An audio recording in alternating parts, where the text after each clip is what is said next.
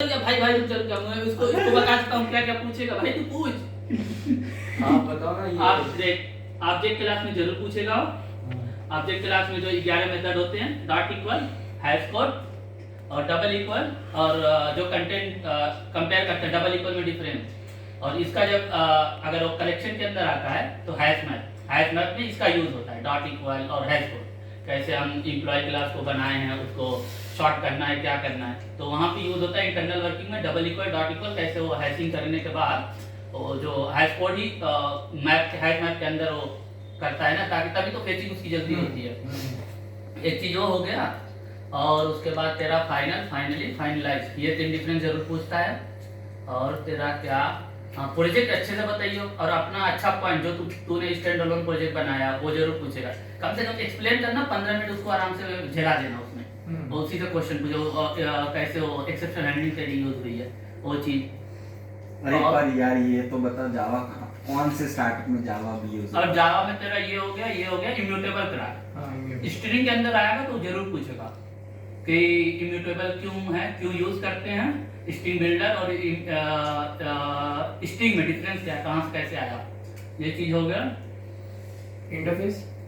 Interface पूछेगा तो वही है कि एब्स्ट्रैक्ट और इंटरफेस में क्या डिफरेंस है, वो आया क्यों, जब एब्स्ट्रैक्शन था हमारे पास तो इंटरफेस क्यों आया, उसका कंस्ट्रक्टर क्यों नहीं बनाते हैं, इंटरफेस में आया तो बॉडी क्यों नहीं देते हैं 1.7 तक।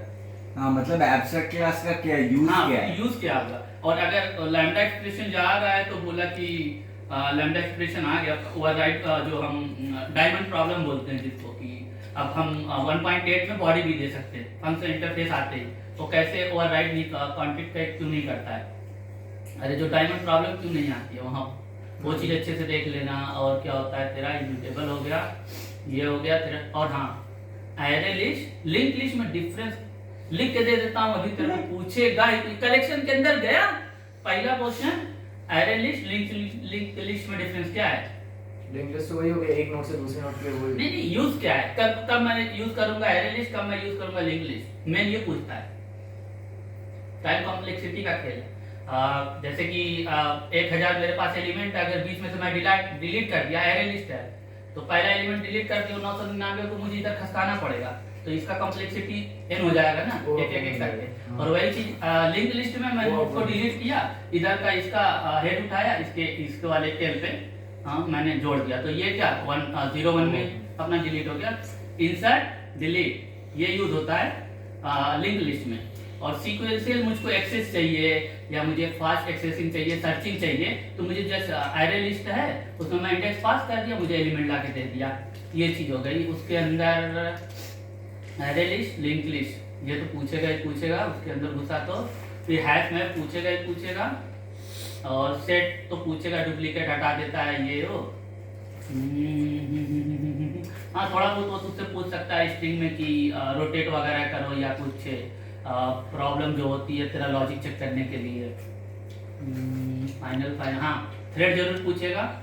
थ्रेड में थ्रेड क्लास को एक्सटेंड करते हैं और रनेबल इंटरफेस को एक्सटेंड इम्प्लीमेंट करते हैं, तो कौन सा यूज करेंगे। एक ही इतना भी बता सकता है कि बहुत ज़्यादा डीप काम नहीं किया हूँ, इतना भी बता सकता है कि रनेबल इंटरफेस के इम्प्लीमेंट करते हैं एक और क्लास हम एक्सटेंड करते हैं। अगर मैं थ्रेड क्लास को एक्सटेंड कर दिया, एक और क्लास एक्सटेंड नहीं कर सकता, क्योंकि वहाँ पे डायमंड प्रॉब्लम आ जाएगी, एक्सटेंड दो नहीं कर सकता, ये एक चीज होता है वहाँ पे। और क्या होता है यार, इतना काफी है यार इतना तो समझ गए।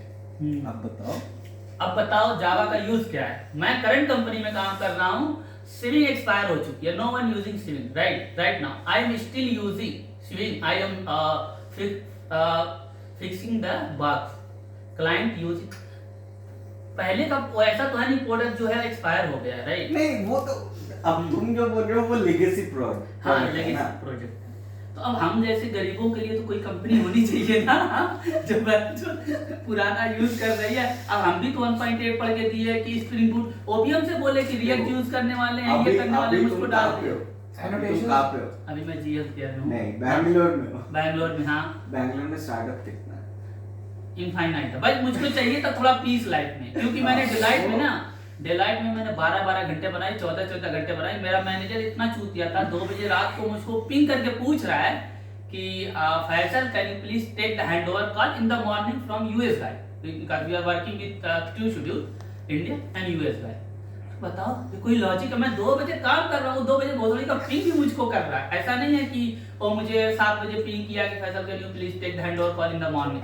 नो नो भाई, 2 बजे उसने पिंग किया, मैं 2 दिन के बाद रिजाइन मारा कंपनी से, 2 दिन के बाद। और उसने मुझसे, मैं मारा तो उसको किसी को नहीं बताया कंपनी में, उसने मुझको फोन किया, Faisal why you resign, you need any money या टेक और the issue, at least you can tell me. मैं कहा one thing, you are pinging me 2 o'clock and asking me can you take the handover, is that possible? Someone you are expecting weekend working, not in a month, 1 day, 1 week, no, every weekend you are expecting, every day you are expecting 12 hours, 14 hours, that's not possible. Yeah, in a week I can extend my day 15 hours, 13 hours, no issue. In previous company I am doing whole night, 3 बजे 4 बजे तक गए भाई, सुबह आए या काम किए। लेकिन ये कि 2 दिन का काम है, 3 दिन का काम है, पेमेंट देख रहे हैं, तो रिक्वायरमेंट है प्रोजेक्ट की। ऐसा भी है कि साला सूत उठ गए, एक सीक्वल पूरी मारे हैं, अपना एसएलए क्लियर हो गया, ऑनलाइन होके सो रहे हैं, ऐसा भी है। लेकिन ये बहन जो डेली एक्सपेक्ट कर रहा है 14 घंटा, ये नहीं ना हो पाएगा भाई।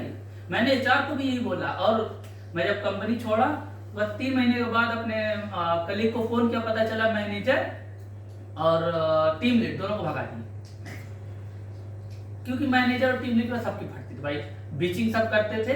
जैसे मैनेजर इंटर किया उसमें और टीम लीड किया, कोई कुछ बोल ही नहीं रहा। जो तुम 8 साल एक्सपीरियंस, हम 2 साल 3 साल, हम क्यों, तुम रेस करो ना भाई।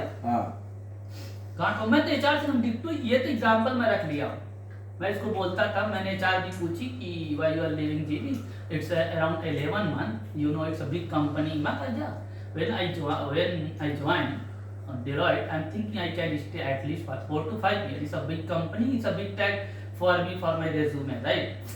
But I cannot bear that load every day, Saturday, Sunday. You can't be a slave. In direct words, you shouldn't be a slave.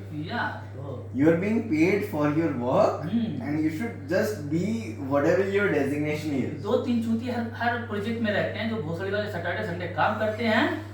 और दिन में भी एक मेरे ही नाम का था, फैजल नाम का, बैंगलोर का था बंदा, वो एज अ इंटर्न ज्वाइन किया था, उसको एंड टू एंड पता था भाई, सैटरडे काम करता है, संडे काम करता है। हाँ, दिन में भी देखो साला 2 बजे वो जग रहा है, और सुबह भी 8-10 बजे लॉगिन कर देता था। एक और नाम का था, क्या नाम था उसका, महेश समथिंग नाम था, वो भी चूतिया, वो भी काम कर रहा है। उन दोनों के चक्कर में वो एक्सपेक्ट कर रहा था सबसे। और मैं जिस कंपनी से आया था उसमें मैं दिन के 3 घंटे 4 घंटे काम करता था बस। भाई कहाँ से हो पाएगा?